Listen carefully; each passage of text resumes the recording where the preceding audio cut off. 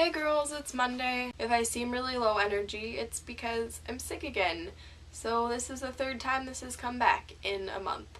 So I'm starting to think I have mono or something. I'm not really sure. It was really weird not seeing Heather last week because Stella and I have both missed videos before, but Heather hasn't missed one yet.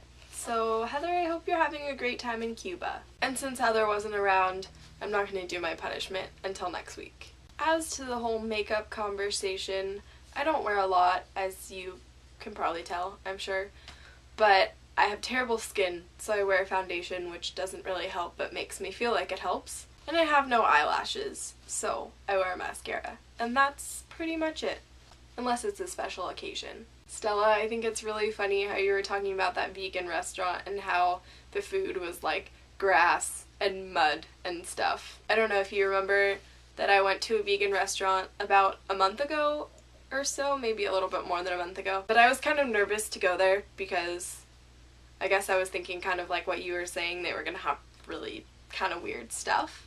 But I went there and I was extremely surprised by the normalcy of their menu. I had gnocchi with pesto, which to me is super normal. I mean, it definitely tasted a little bit different than normal gnocchi and pesto because it was vegan, but it was still good, and I was surprised by that.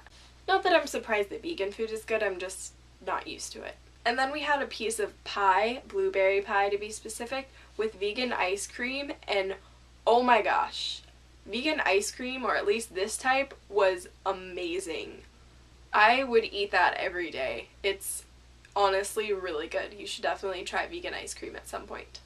Stella, the tumblies made me laugh. I think it's really funny that like you just happen to be in a giant group of girls that all had tumblers that were basically dedicated to Klaine. You mentioned Cadbury eggs, which is kind of funny because I don't know if you watch What Travis Says, but he talked about that back in March when he was doing March Travis Says, which just means that he's vlogging every day in March. And he was talking about how disappointing it is that you can't really find Cadbury stuff outside of the Easter season, and like how the heck does Cadbury make their money when they don't sell anything outside of the season? But then of course all the British people jumped in and were like, hey, they sell it here all the time. Cadbury is an English company and we have it in England and stuff. I just want to remind you that when Heather and I read Scarlet Fever, we both were really annoyed with the ending. So don't forget, the ending is really annoying.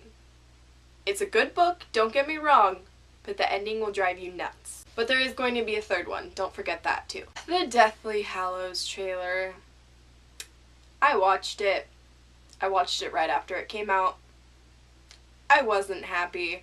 I don't know why I do this to myself. I don't know how to separate the books from the movies at all. And I just want the movies to be better, and I know that they really can't be because of time constraints. There's just this one part of the trailer, I'm not gonna say it because that would just make you angry, Stella. But it doesn't happen in the book at all, and I can't even see how they would make it work for the movie, and it's making me crazy, and the only thing that the trailer has done is make me nervous for the movie. Speaking of Harry Potter books though, I finally finished this little guy right here. By little guy I mean 870 pages.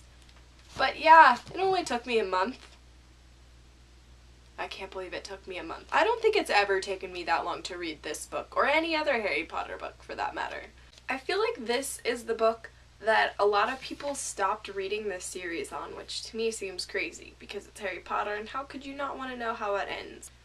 But I've heard a lot of complaints that this book is really angsty. It's not an accident that I wore my Wizard Angst shirt today. Just imagine that you witnessed one of your peers die, and there was nothing you could do to stop it, and no one believes you about how it happened.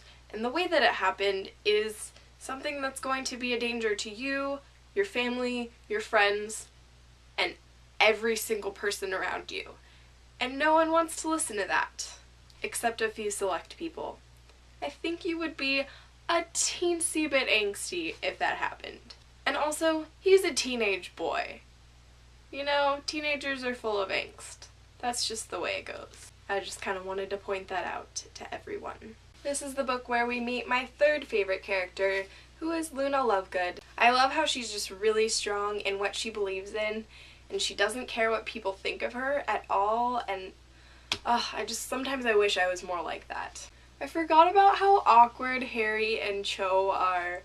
Oh my gosh, if I ever went on a date, it would be just like Harry and Cho. It would just be full of awkward. I definitely agree with what Stella said, that the career advice should have been left in the movie. The main thing I loved about the whole career scene is that McGonagall totally stuck it to Umbridge. I love it when people stick it to Umbridge. And I love how Dumbledore sticks it to Umbridge when he hires Firenze as the new divination teacher. Because not only is he appointing a new teacher without telling her in advance, he is appointing a half-breed, and she hates half-breeds, so I love that. I also love that this is Ron's book to kind of have his moment. He gets to be a prefect, he gets to be on the Quidditch team, he gets to become our king. I love Ron. I love the way this book deals with death, and it's really interesting because I was reading about Sirius's death when I found out about Osama bin Laden. Stella, I'll see you on Wednesday.